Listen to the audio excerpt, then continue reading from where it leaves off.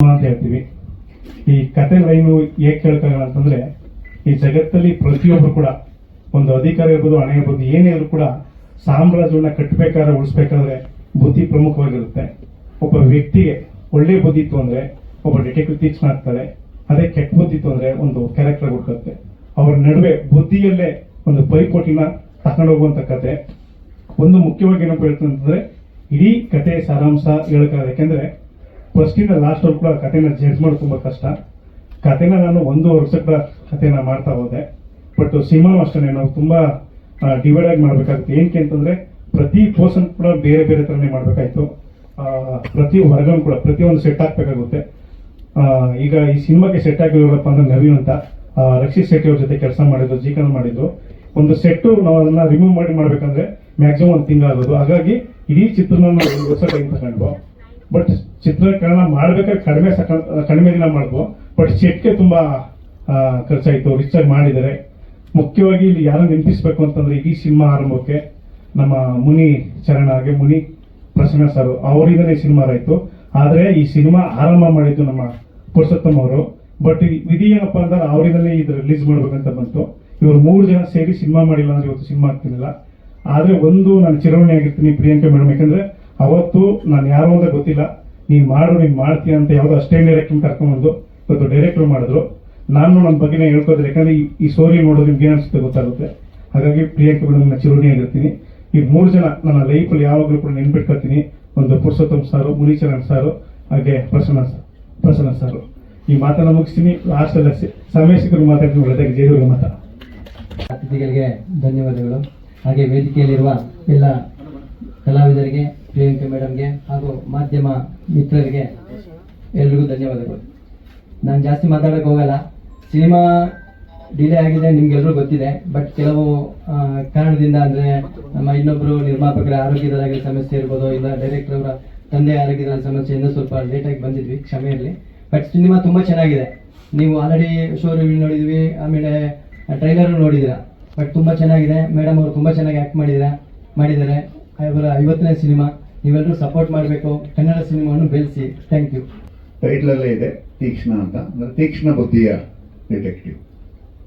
So ಚುರುಕು ಬುದ್ಧಿ, ತೀಕ್ಷ್ಣ ಬುದ್ಧಿ. ಒಂದು ಅಂದರೆ ಏನು, ಇವರು ಯಾವುದೋ ಒಂದು ಮರ್ಡರರು ಆ ಥರದ್ದು ಹುಡುಕಾಟ ನಡೆಸ್ತಾ ಇರಬೇಕಾದ್ರೆ ನ್ಯಾಚುರಲಿ ತೀಕ್ಷ್ಣ ಬುದ್ಧಿಯ ಡಿಟೆಕ್ಟಿವ್ ಇದ್ದರೆ ಆ ಕಿಲ್ಲರು ಅಥವಾ ಯಾರು ಇರ್ತಾರೆ ಖಂಡಿತವಾಗ್ಲೂ ತೀಕ್ಷ್ಣ ಬುದ್ಧಿ ಇರಲೇಬೇಕು ಅವ್ರಿಗೆ. 1 step ahead of the crime of the police. ಅದೊಂದು. ಸೊ ಆ ಜಾನರಿನ ಕತೆ ನಾವು ಅಫ್ಕೋರ್ಸ್ ನಾನು ಇದರಲ್ಲಿ ಒಂದು ಸೀನಿಯರ್ ಪೊಲೀಸ್ ಆಫೀಸರ್ ಕ್ಯಾರೆಕ್ಟರ್ ಮಾಡಿದ್ದೀನಿ. ಈ ಯಾಕೆ ಪ್ರೈವೇಟ್ ಡಿಟೆಕ್ಟಿವ್ ಇರ್ತಾರೆ ಅಂತಂದರೆ, ನಮಗೆ ಗೊತ್ತಿದ್ದಾಗೆ ಪೊಲೀಸ್ ಡಿಪಾರ್ಟ್ಮೆಂಟಲ್ಲಿ ಒಂದು case ಕಂಡುಹಿಡಿಬೇಕಾದ್ರೆ generally lot of informers ಅಂತ ಇರ್ತಾರೆ. ಇನ್ ಪಬ್ಲಿಕ್ ಇನ್ಫಾರ್ಮರ್ ಅಂದರೆ ಬೇರೆ ಬೇರೆ ಉದ್ಯೋಗದಲ್ಲಿರೋರು, ಅಂಗಡಿ ಇಟ್ಟಿರೋರು, auto rickshaw drivers, taxi drivers, ಚಪ್ಪಲಿ ಹೊಲಿಯೋರು, ಈ ಥರ ಕಾಮನ್ ಪೀಪಲ್. ಅವರ ಹೆಲ್ಪ್ ತಗೊಂಡು ಕೇಸ್ನ ಸಾಲ್ವ್ ಮಾಡೋಕ್ಕೆ ನೋಡ್ತಾರೆ. ಅಂದರೆ ಇಲ್ಲಿ ಬರ್ತಾರೆ ಕಂಡು ಹಿಡಿಯೋದಕ್ಕೆ. ಇದರ ಜೊತೆಗೆ ಇಂಪಾರ್ಟೆಂಟ್ ಕೇಸ್ ಅಂದರೆ ಮೇಜರ್ ಯಾವ್ದಾದ್ರು ಕ್ರೈಮ್ ಕಂಡು ಹಿಡಿಬೇಕಾದ್ರೆ ಈ ಪ್ರೈವೇಟ್ ಡಿಟೆಕ್ಟಿವ್ಸ್ನ ಅವರ ಹೆಲ್ಪನ್ನು ತಗೋತಾರೆ. Which is norm in everywhere all over the world. So ಆ ಥರ ಇಂಡಿಯಾದಲ್ಲೂ ತಗೋತಾರೆ. ಆ ಥರದ ಹೆಲ್ಪ್ ತಗೊಂಡಾಗ ತಗೊಳ್ಳುವಂಥ ಸಂದರ್ಭದಲ್ಲಿ ಇಲ್ಲಿ ಅದನ್ನು ಬೇಸ್ ಇಟ್ಕೊಂಡು ಮಾಡಿದ್ದಾರೆ ಅಂತ ಹೇಳ್ಕೊಳ್ಳೋದು ಅಂತ ಅಂದ್ಕೊಂಡಿದ್ದೀನಿ. ಡಿಟೆಕ್ಟಿವ್ ತೀಕ್ಷ್ಣ. ಎಲ್ಲರಿಗೂ ನಮಸ್ಕಾರ. ತುಂಬಾ ಧನ್ಯವಾದ ಇವತ್ತು ಬಂದಿದ್ದಕ್ಕೆ. ನಿಮ್ಮೆಲ್ಲರೂ ನೋಡಿ ತುಂಬಾ ಖುಷಿ ಆಗ್ತಿದೆ. ನಿಜವಾಗ್ಲೂ ಒಂದು ಸಂಭ್ರಮ ಅನಿಸ್ತಾ ಇದೆ. 50th ಸಿನಿಮಾ ಆಗ್ಬಿಟ್ಟಿದೆ ಅಂತ ನನಗೆ ಒಂದು ಶಾಕು. ಬಿಕಾಸ್ ನಾನು ತುಂಬಾ ಕಲಿಬೇಕು ಅನಿಸ್ತಿದೆ. I am still a student of cinema. But ತುಂಬಾನೇ ಖುಷಿ ಆಗ್ತಿದೆ, especially to share this dais with all these wonderful people. Muni Prasanna ಅವ್ರಿಗೆ ತುಂಬಾ ಮಿಸ್ ಮಾಡ್ತಾ ಇದೀವಿ. ಅವ್ರು ತುಂಬಾ ಒಂದು ಪಿಲ್ಲರ್ ತರ ನಿಂತಿದ್ರು. ಈ ಮೂವಿ ಕಂಪ್ಲೀಟ್ ಆಗ್ಬೇಕು, ಲಾಸ್ಟ್ ಮಂತ್ ವರೆಗೂ ನನ್ನ ಹತ್ರ ತುಂಬಾ ಮಾತಾಡ್ತಾ ಇದ್ರು ರಿಲೀಸ್ ಮಾಡ್ಬೇಕಂತ. ಇವತ್ತು ಅವ್ರು ಹಾಸ್ಪಿಟಲ್ ಅಲ್ಲಿ ಇದ್ದಾರೆ. So I hope and pray that he gets well soon. And ಖಂಡಿತ ಪುರುಷೋತ್ತಮ್ ಅವರು, thank you so much for your support also to release this film. ಖಂಡಿತ like her age group will definitely enjoy this movie. ಅಲ್ಲಿಂದ ಅವ್ರಿಗೆ ಒಂದು strength ಸಿಗೋದು, ಒಂದು ಖುಷಿ ಪಡೋದು, ಒಂದು ರೋಲ್ ಮಾಡೆಲ್ ಸಿಗೋ ಥರ ನಾವು ಮಾಡಬೇಕು. Because movies are very very powerful. And ನಾನು ಖುಷಿ ಪಡ್ತಿದ್ದೆ ದಟ್ ಈ ನಮ್ಮ ಮೂವಿಗೆ ಒಂದು ಸೆನ್ಸರಲ್ಲಿ ಕಟ್ ಸಿಗ್ಲಿಲ್ಲ, ಒಂದು ಮ್ಯೂಟು ಮಾಡಿಲ್ಲ, ಒಂದು ಕಟ್ಟಿರಲಿಲ್ಲ. ಸೊ ನಾವು ಹೇಗೆ ಕಲ್ಸಿದ್ರಿ ಹಾಗೆ ಬಂದಿದೆ ಮೂವಿ. ಸೊ ತುಂಬ ಖುಷಿ ಆಗ್ತಿದೆ. ಅದ್ರ ಜೊತೆಲಿ I think what stands out in this movie especially is the art direction and camera work and music. Of course direction ತುಂಬ ಚೆನ್ನಾಗಿ ಮಾಡಿದ್ದಾರೆ ರಘು, ಕಾಂಟೆಂಟ್ ತುಂಬ ಚೆನ್ನಾಗಿದೆ. ಅದ್ರ ಜೊತೆಲಿ art work and I think DOP ಅವ್ರದ್ದು ಕೆಲಸ ತುಂಬಾ ಚೆನ್ನಾಗಿದೆ. ಮನು ಅವರು ಅದ್ಭುತವಾಗಿ ಕೆಲಸ ಮಾಡಿದ್ದಾರೆ ಆ್ಯಂಡ್ ಮ್ಯೂಸಿಕ್. ಸೊ ನೀವು ನೋಡಿದ್ದೀರಾ ಪ್ರತಿಯೊಂದು ಫ್ರೇಮು ಒಂದು ತುಂಬ ಚೆನ್ನಾಗಿ ಬಂದಿದೆ.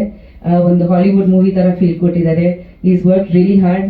ಸೊ ನಿಮ್ಮೆಲ್ಲರದ್ದು ಸಪೋರ್ಟ್ ತುಂಬ ಮುಖ್ಯ. ಥ್ಯಾಂಕ್ ಯು ಸೋ ಮಚ್ ಎಲ್ರಿಗೆ on the stage whoever I work with in this film. ನಮ್ಮ ಎಡಿಟರ್ ಇಂದ ಹಿಡಿದು ಎಲ್ಲರೂ, ಪುರುಷೋತ್ತಮ್ ಅವರು, ಶ್ರೀಧರ್ ಅವ್ರ ಜೊತೆ ನಂದು I think this is 4th or 5th film. So he is my lucky mascot ಮಮ್ಮಿಯಿಂದ. ಆ್ಯಂಡ್ ಈ ಮೂವಿ ಐ ಥಿಂಕ್ ಪೂಜಾದಲ್ಲಿ ಆಯುಷ್ ಬಂದಿದ್ರು. ಸೊ ಇವತ್ತು ಆಯುಷ್ನ ಶೂಟಿಂಗ್ ಮುಗಿಸ್ಕೊಂಡು ನಾನು ಬಂದಿದ್ದೀನಿ.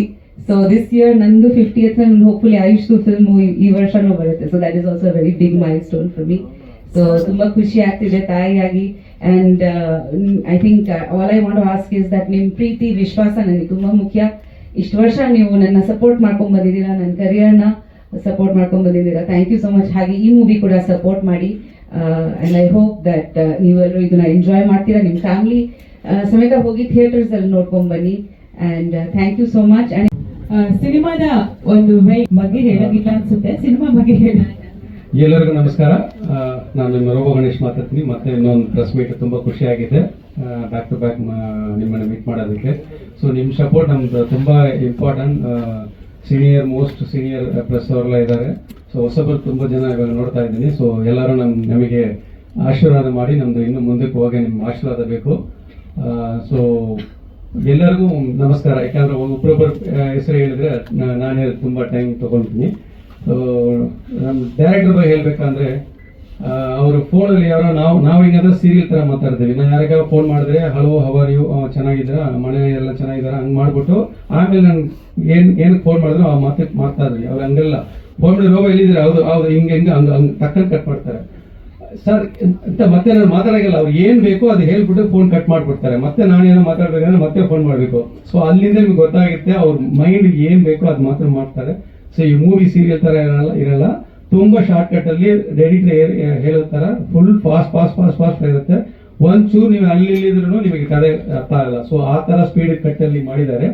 ಇದು ಟೀಸರ್ ನೋಡಬಹುದು, ಅದನ್ನು ನಿಮಗೆ ಗೊತ್ತಾಗಿದೆ. ಮತ್ತೆ ನಂದು ಮೇಡಮ್ ಅವ್ರಿಗೆ ಹೇಳ್ಬೇಕು, ಯಾಕಂದ್ರೆ ಅವ್ರು ತುಂಬಾ thanks madam. I am very happy to share one more movie. ಅವ್ರ ಡೆಡಿಕೇಶನ್ ನಾನು ನೋಡಿದೀನಿ. ಇನ್ನೊಂದು ಮೂವಿಯಲ್ಲಿ ಇಬ್ರು ಒಂದು ಫೈಟ್ ಮಾಡಿದೀವಿ. ನಾವು ಹುಡುಗರು ಫೈಟ್ ಮಾಡೋದಕ್ಕೆ ತುಂಬಾ ಯೋಚನೆ ಮಾಡ್ತೀವಿ, ಹಿಂಗ್ ಮಾಡ್ಬೋದಾ ಹಿಂಗ ಹರ್ಟ್ ಆಗುತ್ತಾ ಅಂತ. ಅವ್ರು ಹಂಗೆಲ್ಲ ಬಂದು ಇದು ಮಾಡೋಣ ಮಾಡೋಣ ಆ ತರ ಡೆಡಿಕೇಶನ್ ಮಾಡ್ತಾರೆ. ಮತ್ತೆ ಅವ್ರು ನಾವು ಹೊಡಿಬೇಕಂದ್ರೆ ಅವ್ರು ನನ್ ಕೇಳ್ತಾರೆ, ಸರ್ ಈಗ ಓಕೆನಾ ಇದು ಅಂತ. ಬೇರೆಯವ್ರಿಗೆ ಕೇರ್ ತಗೊಂತಾರೆ, ಅವ್ರ ಬಗ್ಗೆ ಅವ್ರು ಅದು ಯೋಚನೆ ಮಾಡಲ್ಲ, ಮಾಡ್ತೀನಿ ಅಂತ. ಸೊ ಅಂತ ಅವ್ರ ಡೆಡಿಕೇಶನ್. ಸೊ ತುಂಬಾ thanks madam. I am sharing one of character in your movie.